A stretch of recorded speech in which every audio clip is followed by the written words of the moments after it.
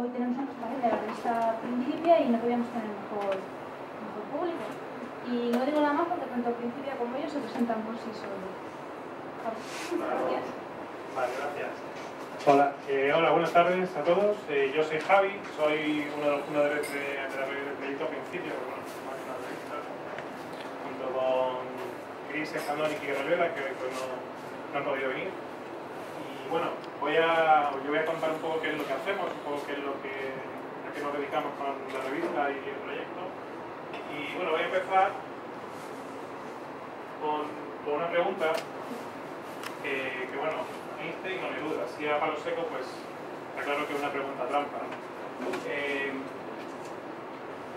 Viendo un poco, pues los dos, lo conocéis todos, ¿no? No, pues los dos pues, son dos premios Nobel, son distintas, Einstein tiene premio Nobel de Física, Enrique premio Nobel de Literatura, y ambos pues son referentes en cada uno de sus campos, ¿no? De campo de experiencia, o sea, en sus disciplinas, ¿no?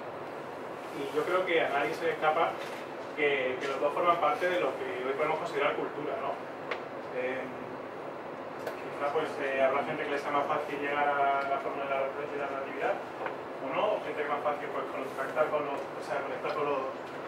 poemas de Neruda, pero a fin de cuentas los dos son cultura, los dos forman parte de la cultura. Y el porqué de esta pregunta pues paso con la siguiente. Y esta seguro que todos lo habéis visto más habitual, ciencias o letras. O sea, tú eres de ciencias, eres de letras, a qué te dedicas, a qué te vas a dedicar. Todos en algún momento nos hemos encontrado con esta disyuntiva, ¿no?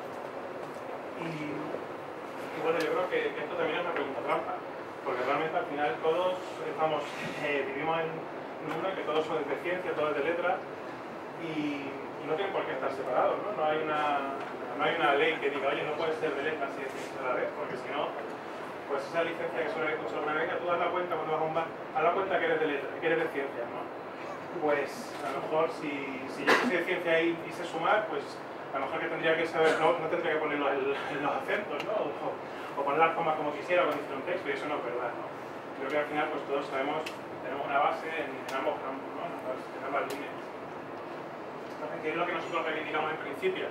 Pues una única cultura, ¿no? Que tanto humanidades y ciencia no están separadas, de hecho es necesario que estén juntas, ¿no? que vengan en el mismo paquete, porque al final, como decía antes, todos vivimos de la ciencia, toda nuestra ropa, la tecnología que usamos, los medicamentos que tomamos, todo viene del mundo científico y todos leemos, todos tenemos una cultura, unas curiosidades y bueno, pues nosotros lo que reivindicamos, humanidades y ciencias forman una única cultura, que lo que no es cultura es incultura, y que la ciencia, que muchas veces no se considera parte de la cultura, es una parte necesaria, ¿no? de la cultura. Y entonces, nosotros en principio, ¿qué es lo que hacemos? Hacemos ciencia para todos los públicos. No que contemos ciencia facilona, no, contamos ciencia de verdad, ciencia de la que nos afecta de todos los días, ¿no? Pero contada para que lo pueda entender cualquier persona que sin tener que llevar una base milimétrica de conocimiento, saber tener unas nociones, ¿no? De saber por qué funcionan las cosas o por qué ocurre tal fenómeno atmosférico, por qué existe, por qué la luz funciona como funciona, o por qué los viajes espaciales, si se puede viajar o no en el tiempo, publicado en la web. Y eso lo hacemos para todos, o sea, que se pueda entender por cualquier persona. No sea necesario tener una licenciatura en física, o sea, para poder llegar a ello, ¿no? Para poder acceder a ese conocimiento.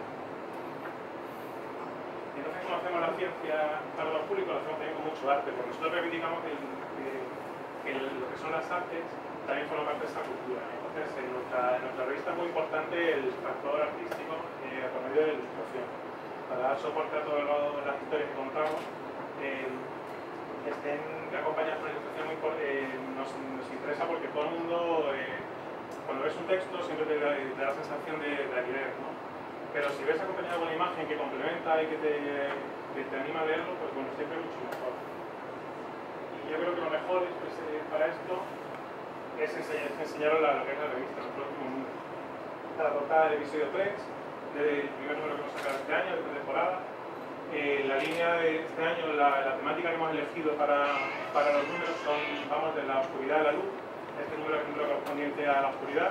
Ahora sacaremos el número correspondiente a la luz, y entonces todo tanto los redactores como los ilustradores utilizan ese hilo conductor para contarnos sus historias y dibujar, ¿no? y llegar a ello y transmitirnos a través de ese tema.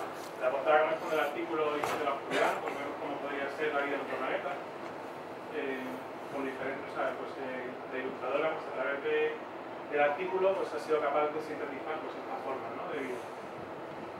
Entonces, bueno, pues os sigo contando un poco de los artículos que tenemos.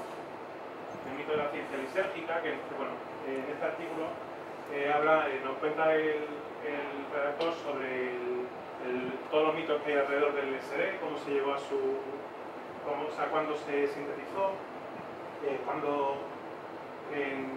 por qué el día de la bicicleta está relacionado con el LSD, por medio de que el químico suizo Hoffman, que lo sintetizó, pues en un viaje del LSD se estuvo paseando con la bicicleta y hasta que llegó a su laboratorio y después va contando que son pues ese viaje, ¿no? de tipo de Hoffman. Y entonces pues eso pues, da lugar a que el día de la bicicleta sea este día, ¿no? Parece que a nadie le queda extraño porque el LSD está relacionado con el ciclismo tan directamente. Y al final, bueno, también te cuenta un poco pues, el LSD a lo largo de la historia, qué personajes famosos que los conocemos pues, se han visto afectados por el LSD, han llegado a creaciones y cuáles son solo mitos, ¿no?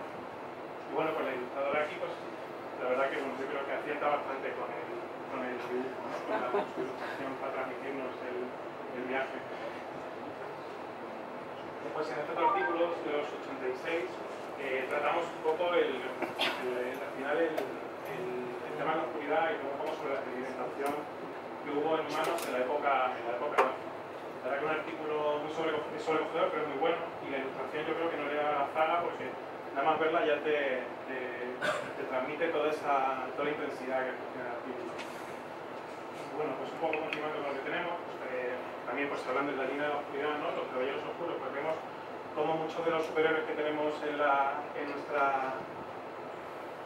ideario, en nuestra mitología, pues Batman, Daredevil, cómo muchas de sus habilidades pues, realmente salen de animales que conocemos, ¿no? Que tenemos pues, relativamente cerca, no solo murciélagos. Y bueno, la verdad que también yo creo que la ilustración habla por sí sola, ¿no? Entonces, después de ver esto, dice, bueno, para todos los públicos a partir de una edad, ¿no? Porque si yo a mi hijo me pongo a leerle la del LSD, le llevo después por la experimentación nazi, y por último le presento aquí al murciélago, pues a lo mejor esa noche no duermo muy bien. Entonces nosotros, pues bueno, para nosotros es muy importante el público infantil, entonces pues tenemos una segunda línea que es la revista para niños, que es la revista Principia Kids. Entonces, que estos son historias científicas igual de rigurosas, pero contadas para niños. O sea, son cuentos infantiles con una base científica rigurosa. Y, pues, bueno, por ejemplo, en el primer artículo que es el artículo de portada, contamos, este es el superagente secreto ADN, que lleva la información, ¿no? Que lleva la información secreta de quiénes somos y lo cuenta con quién interactúa la célula y cómo transporta esa información. Pues bueno, también pues queremos, es importante para nosotros, y yo creo que para la sociedad en general, el despertar vocaciones. Y nosotros queremos que los niños vean que pues, las secciones que no todos los superhéroes llevan capa, que realmente no hace falta ser o sea, no solo un superhéroe es alguien que hace algo bueno por la sociedad, que más lo hace la ficción, ¿no? Sino que hay verdaderos héroes que no han incidido directamente en cómo vivimos, ¿no? En nuestra vida, como en el caso de Alexander Fleming, que descubrió la penicilina, pero no fue el único que la descubrió, tuvo un equipo detrás y fue a lo largo de muchos años, ¿no? Hasta que se llegó a sintetizar el antibiótico. Entonces es importante que los niños vean que esos héroes existen en la sociedad y que son los que nos hacen que podamos, en este caso, resistir a las enfermedades con mayor éxito. También, por ejemplo, pues, les animamos a que hagan experimentos en casa, siempre con supervisión de adultos, y que por medio de lo que es un proceso tan sencillo como hacer un bizcocho,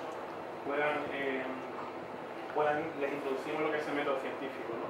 Cómo a través de la experimentación y de la observación, pues pueden ver qué es lo que está mal en el proceso que están haciendo y cómo repetirlo para llegar a estar bien y sacar conclusiones, ¿no? Porque el bizcocho sin levadura no sube, básicamente. Entonces, pues ellos, a través de eso, pues lo aprenden.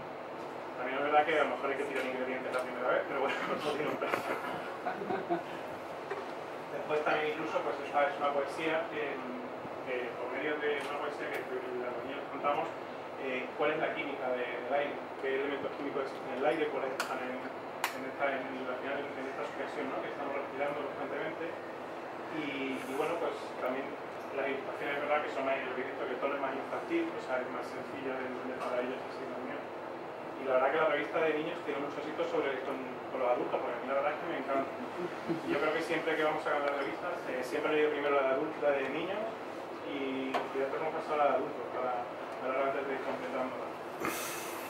También pues tenemos aquí la sección una sección de mujeres de ciencia que hemos sacado en esta revista, en la que los niños son pegatinas, ¿no? Entonces ellos pueden colocar las pegatinas de las mujeres están en otro lado, entonces ellos pueden ir asociándolas, ¿no?, a cada uno de los marcos.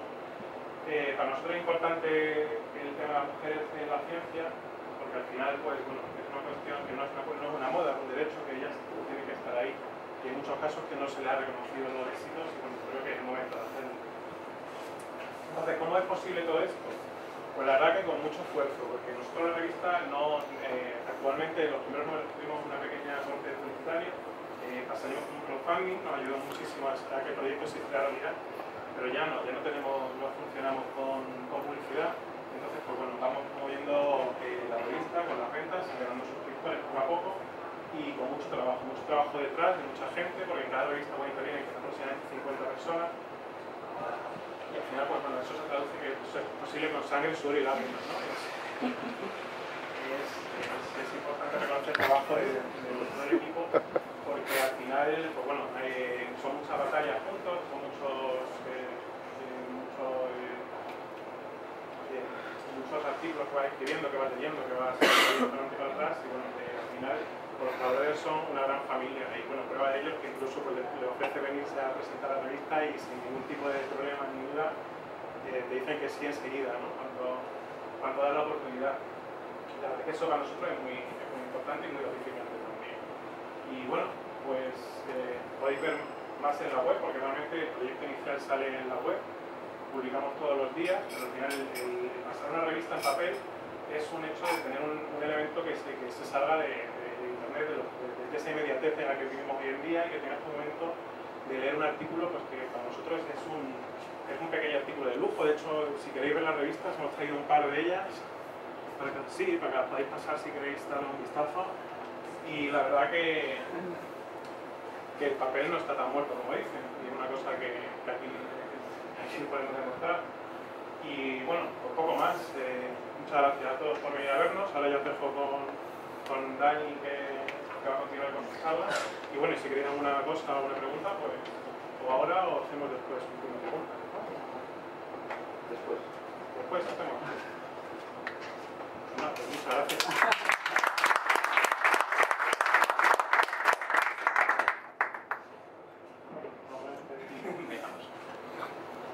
Bueno, yo soy Daniel Gómez Domínguez, soy uno de los redactores de Principia y como bien han dicho, os han invitado aquí a un redactor y una ilustradora para explicar un poco nuestra experiencia en la revista. Bien, he dado muchas charlas de divulgación y demás, pero esta charla había una libertad bastante inquietante. Podemos hablar de lo que queramos, ¿vale? Entonces, todos, y hemos pensado lo mismo, vamos a hablar sobre qué hacemos normalmente en nuestra vida diaria y cómo ha sido nuestra experiencia con la revista. La parte de la vida diaria era una colección de vídeos chulísimo que no tengo porque el Mac no lo admite, ¿vale? Entonces, así, en términos generales, soy neurocientífico. Estoy haciendo la tesis en el Instituto Cajal y mi campo es la electrofisiología. La electrofisiología es estudiar la neurociencia, cómo funciona el cerebro, como si el cerebro fuera una máquina eléctrica. No estudiamos neuronas mirándolas mucho, sino viendo su actividad eléctrica, y lo más habitual que habéis visto es los cascos de ventosas que ponen los hospitales, que es el electroencefalograma. Pues yo hago cosas de ese estilo, pero normalmente lo hago con animales y mientras corren por un mundo de realidad virtual. Como digo, vídeos muy bonitos que aquí no tengo. Entonces, ¿cómo sucedió todo esto? Ya cuando estaba haciendo la tesis, en un periodo anterior había estado haciendo divulgación un poco a mi aire, porque me gusta hablar de las cosas que descubro. Hay muchas cosas científicas interesantes y me gusta hablar de ellas. Y me quise especializar en neurociencia, tanto a nivel divulgativo como a nivel laboral. Entonces creé un blog llamado Neuronas y Centellas.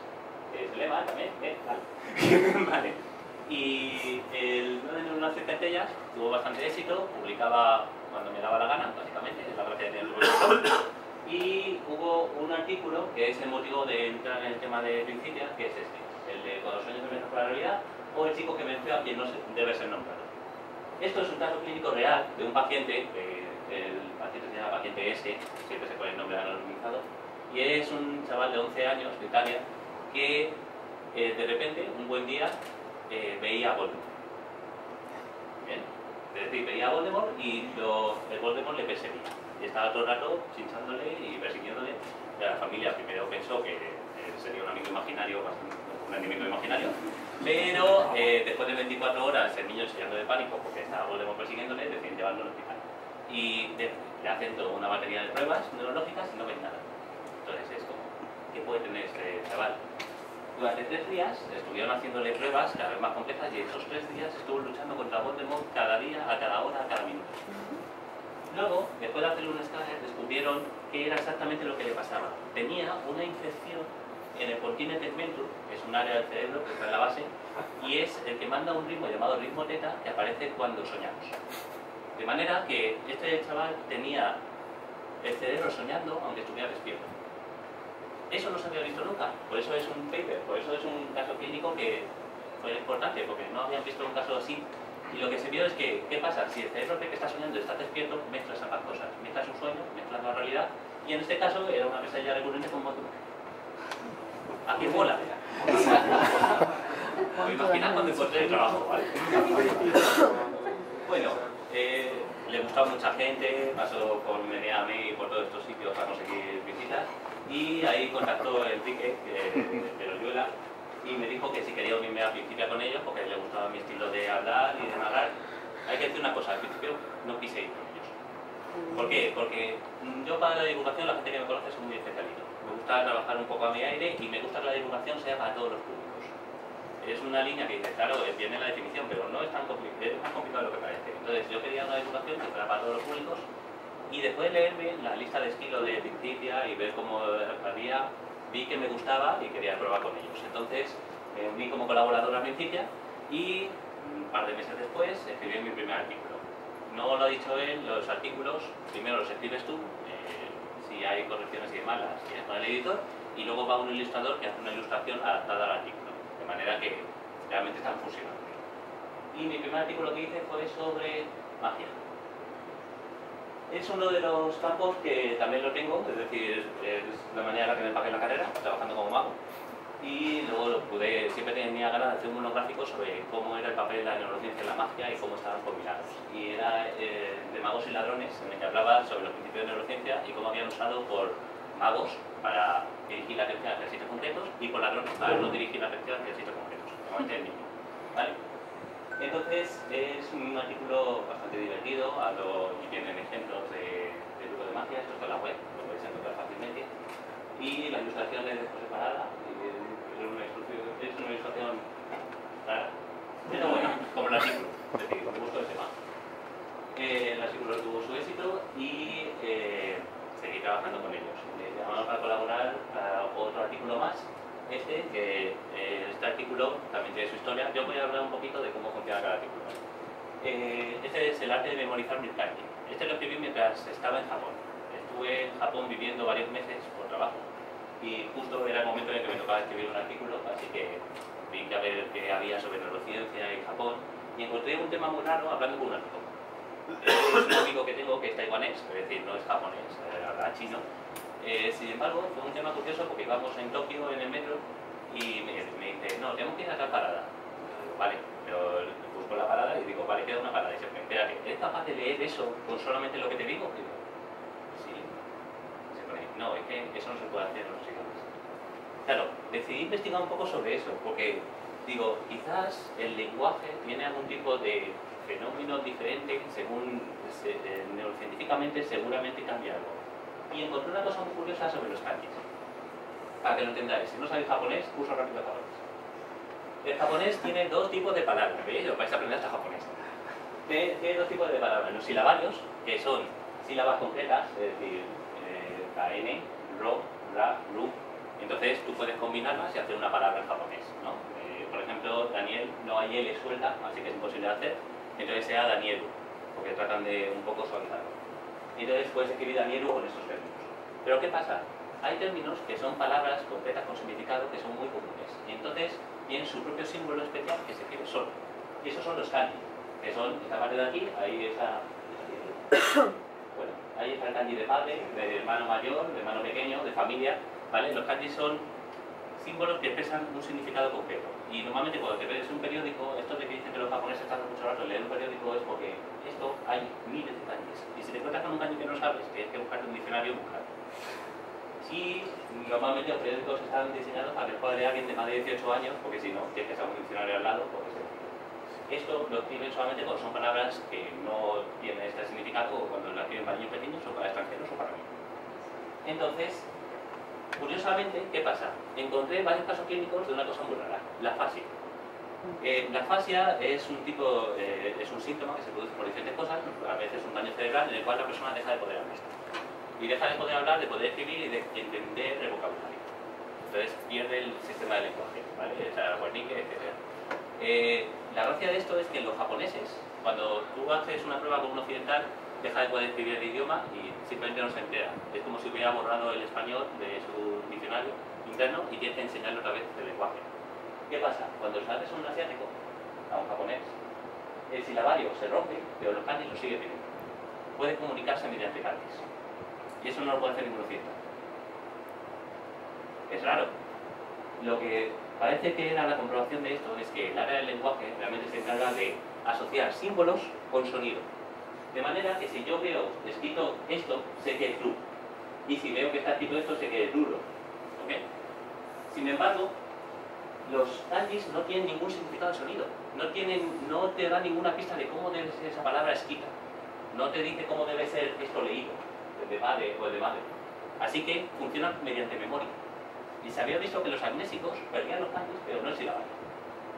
Entonces, el japonés era el único idioma que tenía los dos mecanismos cerebrales implicados en el lenguaje, algo que no tiene ningún otro idioma. En el caso del chino, si lo tenéis la pregunta completa, el chino son como los kanjis, pero para cada cosa, para cada sílaba. Entonces, entra en un terreno un poco oscuro y a nivel neurológico todavía se está investigando sobre este tipo de pacientes, porque es una anomalía bastante rara. Y este artículo va sobre este tema. Ahí está la ilustración, no recuerdo el nombre del ilustrador, era Capérnico o algo así, Cómico García. Y la ilustración mola un montón. El artículo encima está escrito en clave de humor, hablo realmente de mi experiencia mientras estoy mirando un menú japonés y pidiendo por favor que no me ponga a pescar una vez más, ¿vale? Lo cual es bastante realista. Entonces, ya después de varios artículos, me dejan escribir en la revista de papel, que la revista de papel tiene artículos inéditos, y me tocó escribir un artículo de 600 palabras en la revista. Escribir un artículo de 600 palabras sobre un tema que te guste es rarísimo y es complicado. ¿Vale? ¿Por qué? Porque tienes que tachar, vamos, quitarte párrafos. Entonces, había escrito un artículo que lo había encontrado de casualidad, era ya en invierno y había encontrado un artículo sobre la hipotermia en los montañeros. Que parece que la hipotermia en los montañeros producía alucinaciones y era el motivo por el cual hay tantas leyendas alrededor de la montaña. En plan el Yeti, o en Japón tienen el Okaona, que es la mujer de las nieves. Hay diferentes leyendas relacionadas con las montañas y una posible explicación es esto, pues claro, nadie ha cogido un escáner de resonancia cerebral y lo ha puesto encima de una montaña, pero la altitud parece que produce alucinaciones. Y ese artículo era sobre ese tema. ¿Cómo escribes un artículo así en 600 palabras? No lo escribes, lo que haces es una historia. Y este es de los primeros artículos que escribí ya pensando en Principia como es, como una historia de ciencia y arte. Esto no es un artículo de divulgación, esto es un relato de terreno. Y está escrito como tal. Está escrito como el pensamiento interno de un montañero mientras está subiendo y está viendo todas las cosas raras y mientras él se está repitiendo a sí mismo lo que acabo de decir. Esto es una alucinación, esto es debido a la hipotermia, no te gires, que eso no es nada, seguro que no es nada. El artículo está escrito así, es un artículo precioso, es decir, al ser tan pequeñito es un articulazo. Y la otra que dice en las ilustraciones, es esta y otra que no la tengo puesta aquí, es un articulazo y Enrique, al director de la revista, a vez me dice en plan de vuelve a hacer otro igual y no pude. Entonces, es un artículo digno de leer, está en la revista, y ya siguiendo ese patrón de tratar de escribir de una manera más narrativa, para la revista de ahora, que es la que está por ahí rulando, escribí este de Luliana. Este artículo no voy a decir nada. ¿Por qué? Porque este artículo ya me dejaron escribir 1200 palabras. Entonces, me dejaron escribir una historia más profunda. Y es una historia de estas que tiene spoiler. Entonces no puedo decir absolutamente nada sobre la historia. La gente que lo ha leído asiente, porque es una historia guay de la cual es un problema, porque no puedo comentar nada sobre esta historia. Va sobre sueño. Está relacionado sobre el contenido de los sueños, en plan Inception.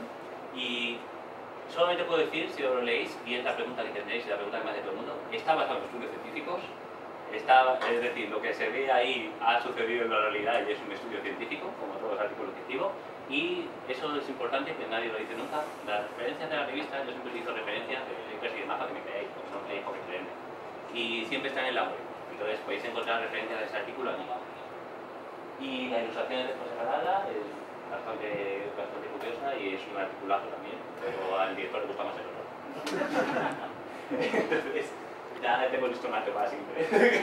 Pero lo último que quiero decir es he trabajado en ciencia mucho tiempo y no he trabajado en arte en ningún momento. Tal y como dice, yo soy más de ciencias que de letras, pero es que realmente cada vez me voy dando cuenta de que esto no tiene nada que ver con ciencias o con letras. Esto es conocimiento.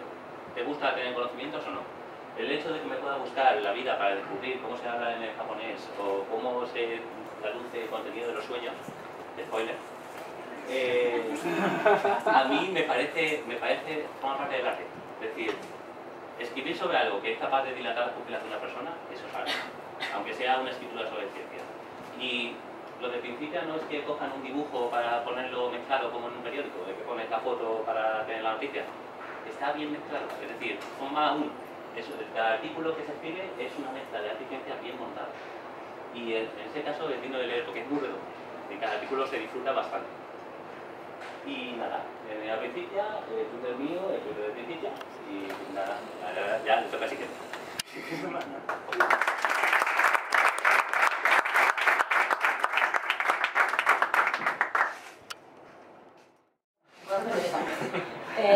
Yo soy Ángela Alcalá, soy Añilalá, soy la ilustradora que viene de parte del Principio. Os voy a enseñar un poquito de mi trabajo. A ver si os gusta. Vale, porque bueno, supongo que vosotros no conoceréis las cosas que hago, ¿no? Y para hablar un poquito de Principia y de cómo ilustro para Principia, pues para que me conozcáis primero un poquito. A mí me gusta muchísimo pintar en analógico y mezclar digital. Me gusta muchísimo hacer diseño de personajes y de cuentos y meterse historias y redibujar historias, que no he redibujado Caperucita Roja. Y me gusta eso, lo he contado, de trabajar mucho manual. Aquí no se ve muy bien en la pantalla, pero estos son serigrafías al lado y estampación.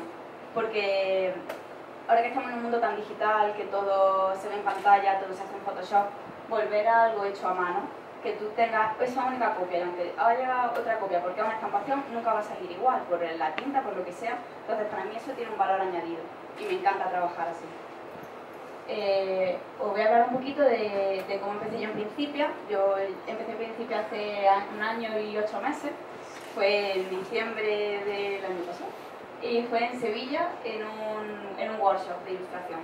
Al final del workshop tenemos que presentar nuestro trabajo que habíamos hecho allí y algún proyecto más. Y a Kike y a Chris les gustó muchísimo lo que hice y me dijo, mira, ¿quieres colaborar con esta revista? Y tal. Yo dije, pues sí, porque yo nunca digo que no. Y el mes siguiente hice mi primer artículo ilustrado, que era sobre matemática. Era matemática, una triste historia de amor. Y a partir de ahí, durante un tiempo, estuve haciendo con Principia para la web, esto es para la web, un artículo casi cada mes. Y es algo que tiene muchísimas ganas, ¿no? Porque yo estaba recién salida de la carrera y el transformar esas palabras en un dibujo y que tengan que tener sentido, me parece un ejercicio tremendo y para mí era muy divertido trabajar. Esta es una ilustración que hice en acuarela y la monté también en digital. Esta es de las pocas ilustraciones que tengo enteras en digital. Y esta también, aunque no se ve muy bien, acuarela. Esta era en digital. Y esta es a lápiz. Esto no es exactamente un artículo científico en sí, es más como hablando de cómo se usa el lenguaje científico en los medios de comunicación. El artículo iba cañero, metiéndose bastante, entonces intenté relajar un poquito el tema con un dibujito más tranquilo. Os voy a hablar ahora también un poquito de cómo funciona mi método de trabajo con Principia. Normalmente te llega un mail que mi contacto con la revista Kike, entonces me llega un mail y mira, ¿puedes trabajar? Por supuesto que sí.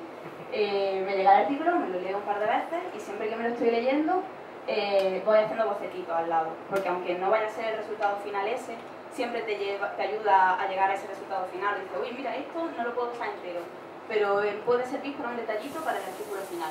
Entonces, esas primeras ideas siempre está bien guardarlas.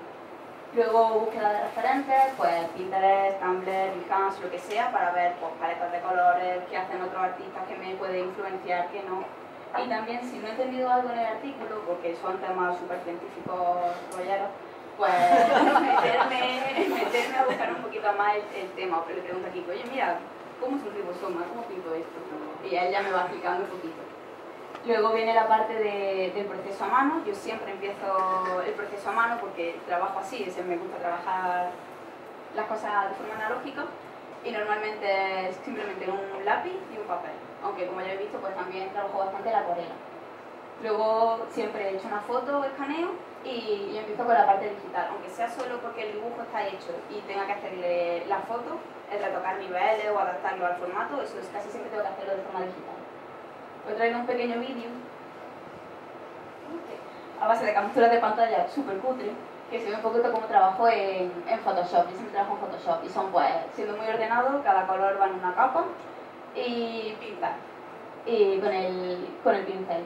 Y agiliza mucho trabajo el tener esto tan ordenado o el poder avanzar un poquito en digital, porque un artículo que esto lo pinto analógico y a lo mejor puedo tardar 2 tardes. Esto lo pinto en digital metiéndole el color y a lo mejor es 1 hora y media. Entonces, a mí me facilita bastante trabajo y también esa conexión entre analógico y digital también me gusta. Al final, cuando tengo el artículo, la ilustración terminada del artículo que me gusta, envío. Si hay algún retoque, pues vuelta a proceso a mano, retoque digital y luego vuelta a envío. Pero normalmente son muy buenos conmigo y me gusta lo que hago, entonces pocas correcciones he tenido que hacer. Voy a hablar un poquito de los... de los artículos que he hecho, de las cosas los proyectos que más me han gustado para principios.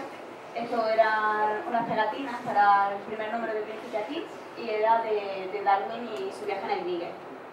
Algo que me gustó mucho era pues, esa búsqueda de referentes. Yo me dieron una lista de cosas que tenía que pintar y yo tenía pues, que arreglármela para pintarla como sea.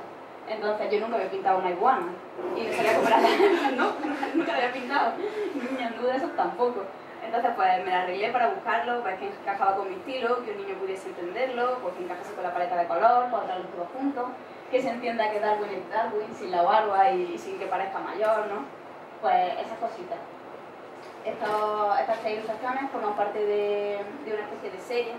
Esto salió en la web en verano y eran unos relatos de niños de instituto y hablaban sobre la llegada del hombre a la luna. Entonces era más expresar esas emociones que lleva el relato que algo más puramente científico. Entonces me basé un poquito para que todos tuvieran una línea parecida y bueno, voy a expresar las emociones.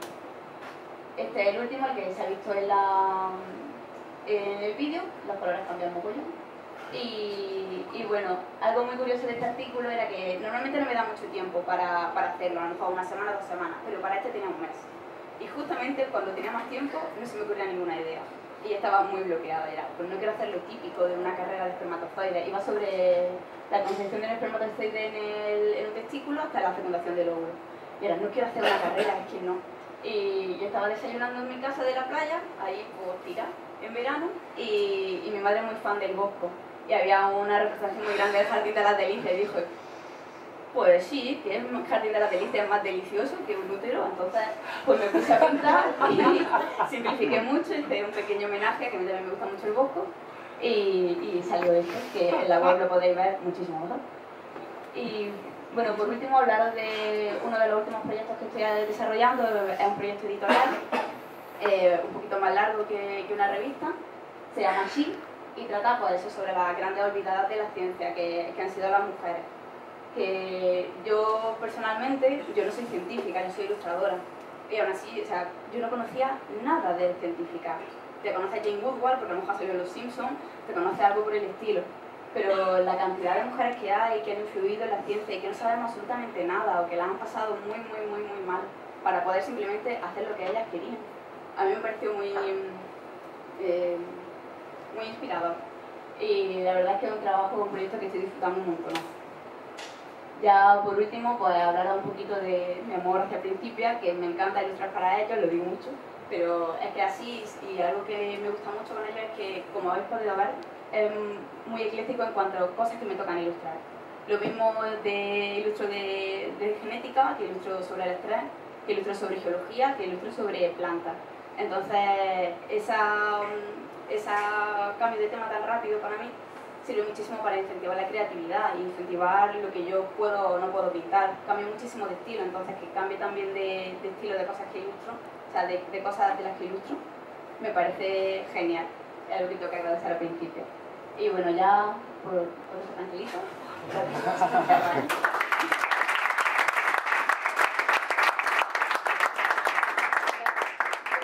hay alguna pregunta o algo así, supongo que este será el tiempo de... ¿Quieres que haga una pregunta? Realmente no me la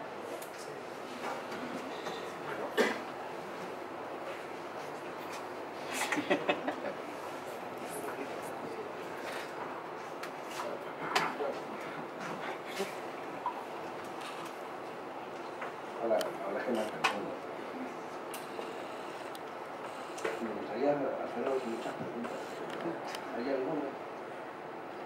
Hay una cosa que me llama la atención, es que hay artículos, los artículos que van en las revistas no están en la web. Ya pasaron cosas. Y esto me recuerda a esa época de la ciencia en la cual la ciencia era secreta. No era nada que era muy difícil de acceder. Eran casi empresas ocultas, ¿no? Entonces, de alguna forma, me recuerda, por ejemplo, lo que haces tú, Dani, también a ese sentido, ¿no? Porque está como muy metido al final en un relato, ¿no? Claro, yo me estaba preguntando ahora mismo, ¿serías capaz de hacer una poesía científica? Hay gente que las hace. Es un campo que no me quiero meter. Claro, entonces, claro, cuando estamos hablando de la divulgación, me parece que es como hacer todo muy claro y muy transparente, ¿no? Pero resulta que hay otra opción, que es casi esconderlo como un tesoro. Igual funciona mejor que si es transparente. Entonces, es algo que es una pregunta que me estoy haciendo y que os lanzo a vosotros, ¿no? Si hay algo de eso.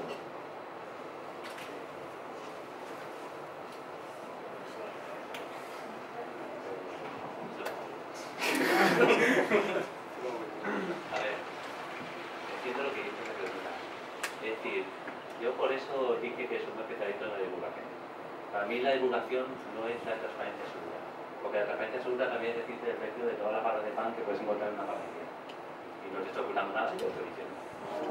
Es el hecho de que yo, es decir, yo me metí en divulgación por eso, porque yo cuando leo algo de esto me emociono. Y quiero transmitírselo a alguien para que se emocione, no para decirlo de modo jaja y ya. Entonces, es lo mismo, es decir, para mí la divulgación es no transmitir el conocimiento científico, que se hace, sino transmitir lo bonito que es el conocimiento científico, más que el propio conocimiento. Es decir, porque también se puede contar de manera aburrida y estás transmitiendo conocimiento.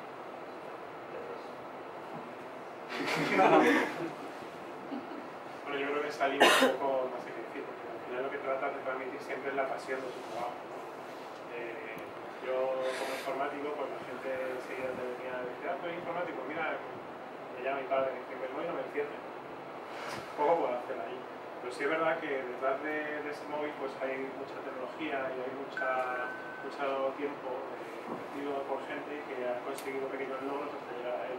Y yo creo que la emoción de la ciencia está ahí, en cómo llegas a esos resultados y transmitir esa emoción. Creo que ahí un poco, no sé. No puedo opinar nada más.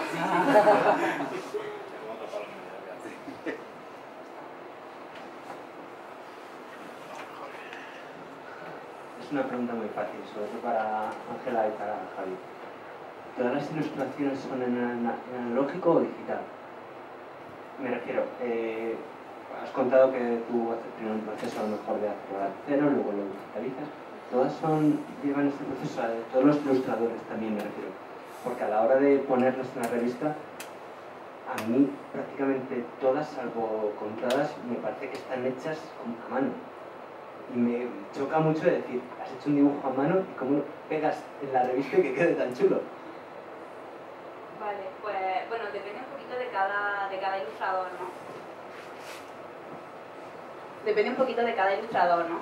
Hablaba Javi de eso, de que somos una gran familia y al fin y al cabo pues he conocido muchos ilustradores gracias a la revista y hablamos de los procesos de trabajo y muchísimos dicen no, es que yo soy incapaz de hacer nada con el lápiz, yo lo hago todo con la tableta y el ordenador. Y perfecto, o sea, es que hay gente que te hace maravillas y parece un óleo pintado con la tableta y el ordenador. Y hay otro chico, José Moreno, de Sevilla, que lo hace a mano y mete un montón de color en digital y el tiro es increíble. En la revista número 3 está. Y en la portada de Sí, Newton, la revista de la UMA es suya y está hecho, yo lo he visto pintar y está hecho a mano, entero, solo pues lo que he contado de echar un buen escaneo, retocar un poco los niveles para que se vea bien y listo. Luego creo que sí, el proyecto, o sea, la parte de dirección de arte y tal, cuando en la revista en papel sí que nos dicen de mira, usa esta paleta de color y tal, para que todas tengan un poco de coherencia. Pero en lo demás, en estilo y en cómo trabajamos nos dan totalmente libertad. Y aún así queda un proyecto muy cohesionado. sí. O sea, el proceso de maquetación de la revista al final se trabaja para conseguir que se trabaja para conseguir, claro, que quede cohesionado con revista, ¿no? Que quede todo compacto. Sí es verdad que, por ejemplo, el artículo de Daniel Otejides, Laura Watcher, está hecho entero en digital y hay un vídeo de Laura haciéndolo y es que es brutal. O sea, ves trabajando, cómo van cambiando el pincelito, lo ves acelerado, es que eso es arte, ya ver cómo lo pasa. Y después, la verdad es que, claro, cada artista tiene su forma de trabajar y eso no puedes incluir en la versión digital porque es imposible. Al final se puede generar, se corrige colores, se corrige algún detalle, pero cada uno utiliza la técnica mejor con la que se siente más cómodo. Y sí es verdad que en la web se les da una libertad prácticamente total para conseguir el resultado, pero en la revista sí se utiliza, pues eso, hemos utilizado la línea de los artículos son en base a la noche, a la oscuridad, en esta revista, en la última. La próxima es la luz, claro, la paleta de colores cambia para reflejar esa línea. En la temporada anterior, el primer episodio era primavera-verano y el segundo otoño-invierno, pero pues, se transmite la paleta con todo eso. Sí, es que lo decía sobre todo por el artículo de José Moreno, con la ilustración de la cabeza. Es que parece que la ha hecho con... Porque lo he hecho así. Sí, por eso, pero que luego la ves en el papel y dices, ¿cómo narices han escaneado eso para que quede tan bien? Sí, se consigue, fíjate que de hecho, también José, yo creo que hace poco ha estado poniendo cosas que está haciendo en digital y es igual de espectacular, porque es muy bueno, al final se lo consigue. Si no, a veces no lo ilustro yo, si no lo ilustro yo, pues sí.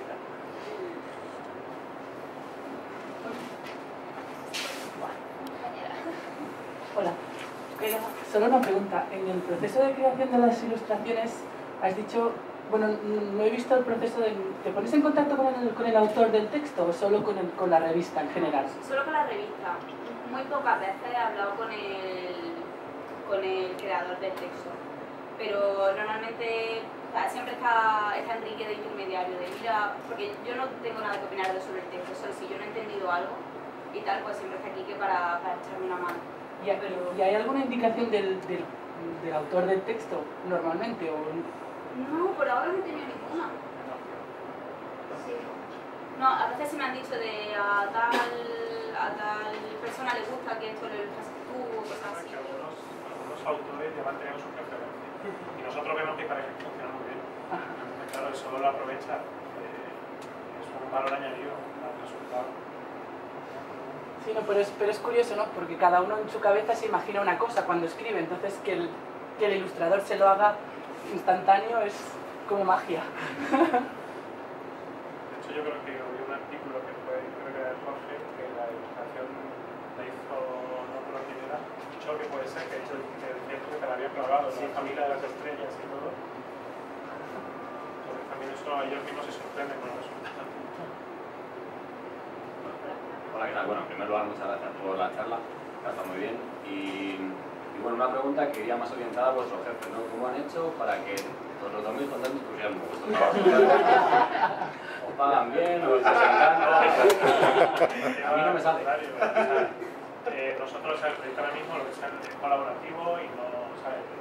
Lo que sacamos de la revista se revierte en la propia revista. Sindicación 100%. ¿Y vosotros qué sacáis? ¿Muchos números? Estamos sacando 2 números al año. Vamos a sacar, porque bueno, tampoco es que no da para más, todo el proceso de tiempo que lleva. Y sacamos los 4 números, 2 de adultos y 2 de niños. Yo te digo que al final la gente que nos responde mucho. Nosotros estamos súper contentos con el resultado de cómo funciona el proyecto, porque la gente se va a evolucionar un montón. Y eso la verdad que nos da también mucha vida, pues son muchas horas de estar del ordenador buscando qué hacer y buscando cómo seguir. 50, ¿no? Sí, yo creo que en el último número había aproximadamente 50 personas. Dedicadas. Pero en la web somos más. En la web son muchísimos más. O sea, en la web, en la página, hemos puesto hace poco en la sección de staff, estamos todos ahí. Y no me acuerdo cuánta gente había, pero hasta que van. Sí, o sea, es que son muchísimos. Y además tengo la suerte de que el propio proyecto llama a más gente. Hay mucha gente que le interesa colaborar con nosotros, que le gusta y poco a poco pues va. Es la gente la que se pone en contacto con nosotros. Sí, se nos va mucha gente que se puede contactar con nosotros y nosotros hemos dado mucho. Sí, es verdad que los artículos que se hacen en la web, pues la gente no cobra nadie. Pues sí, lo que hacemos en la revista, a la gente se le paga cada uno de los artículos que hacemos. Y eso lo hace la propia revista. Bueno, yo, en primer lugar, una respuesta para ti que has preguntado si no conocemos a los que ilustran, los que escriben. Yo he escrito artículos y me han ilustrado una amiga mía, por ejemplo, en la revista escribí sobre los Reyes Magos en el Estrella de Belén, y lo ilustró Raquel, es una amiga mía, y yo no sabía que lo iba a hacer Raquel. Y yo sí que doy anotaciones sobre me gustaría tal cual, pero soy aquí el que se encarga de que es como el dios, ¿no? Y bueno, y también una pregunta sobre todo para Dani, que creo que ya te pregunté algo en una librería. Pero el tema de Voldemort, el que has comentado, ¿cómo? Es decir, yo en sueños sé si estoy soñando o no estoy soñando, y si estoy despierto creo que podría diferenciar entre sueño y realidad. Este chaval, ¿cómo no decide? Es decir, Voldemort no existe, yo lo estoy viendo, con lo cual es una alucinación. ¿Cómo no llega a esa conclusión? Pues lo mismo que pasa en nosotros. Porque no era desistido de él.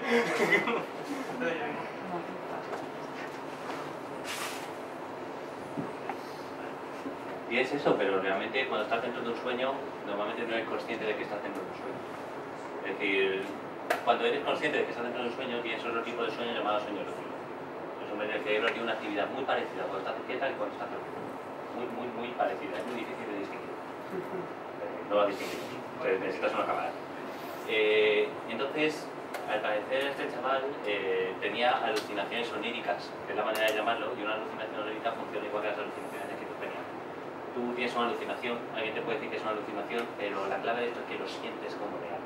Igual que los sueños los sientes como reales, cuando estás dentro de él. Si estás dentro de un sueño y eres consciente del sueño, no suele suceder eso. Es decir, estás viviendo el sueño, eso es real. Es decir, es el sentimiento de realidad de esa alucinación lo que la vuelve onírica. Eso es más o menos el resumen, pero también te he dicho, solo hay ese caso. A nadie le ha dado una infección justo en el botín de desmento que produzca una activación del ciclo. Es decir, solo en ese chaval. Entonces, alucinaciones oníricas se han visto pocas. No se puede opinar tampoco mucho, pero se cree que es así. También hay alucinaciones que no tienen nada que ver con que las veas como tal.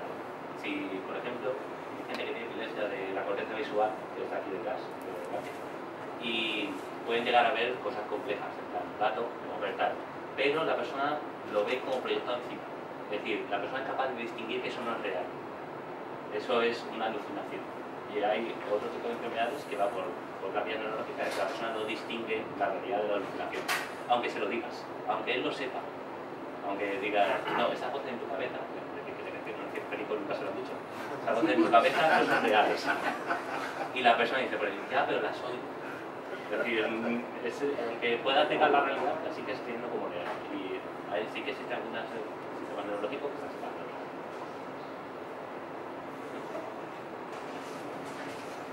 Mi pregunta es un poco relacionada con eso que estás hablando, ¿no? Porque sí que es cierto que se conocen los sueños lúcidos. El hecho de ser consciente en tu mismo sueño de que estás soñando. Y esto pasa muy pocas veces, pero hay gente a la que le pasa. Y de hecho, me han hablado el otro día de esto, que se puede entrenar. Tú puedes entrenar con una serie de métodos día a día para que luego en tu sueño puedas ser consciente de que estás soñando. En esos métodos, por ejemplo, pues preguntarte varias veces al día si tú, lo que está a tu alrededor tiene sentido, ¿no? De esta forma de entrenamiento, ¿esto está relacionado también con ese proceso? Es decir, sí,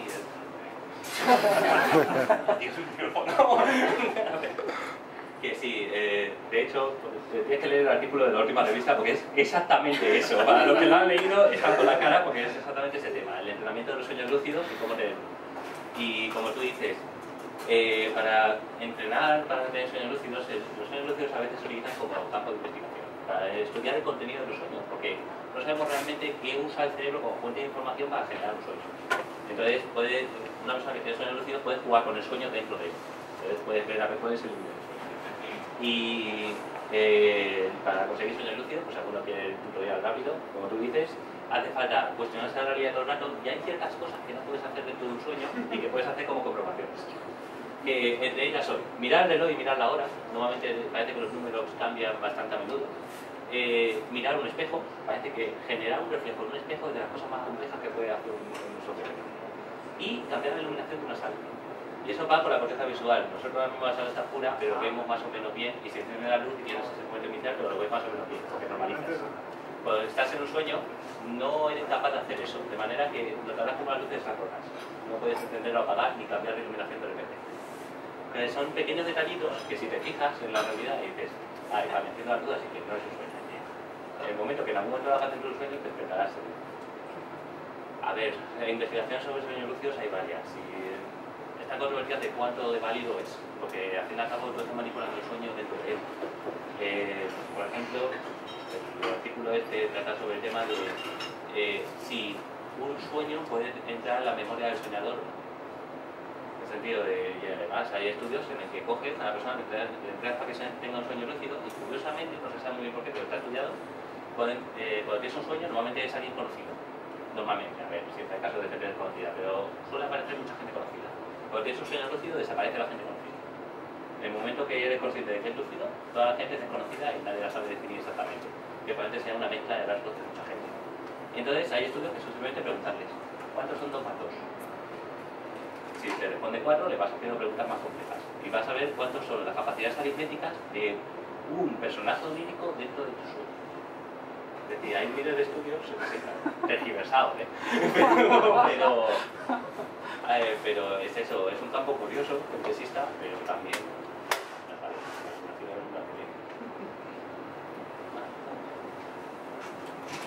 Muy interesante, muchas gracias. ¿Alguna pregunta más? Pues muchas gracias por la reunión, soy Leonora, estoy con 15 pioneros y tenemos un traído con vosotros. Yo en nombre de Parque voy a dar las gracias, ¿vale? Y sobre todo por algo que es que nos habéis descubierto que la ciencia no acaba en gente. También puede acabar en otro sitio, incluso puede ser rentable. Entonces, eso me parece fantástico y maravilloso. Entonces, un aplauso para ellos y ahora podéis tomar. Bueno, esto somos como los chinos antiguos, por €1 cualquier cosa. Bueno, entonces, muchas gracias porque creo que además...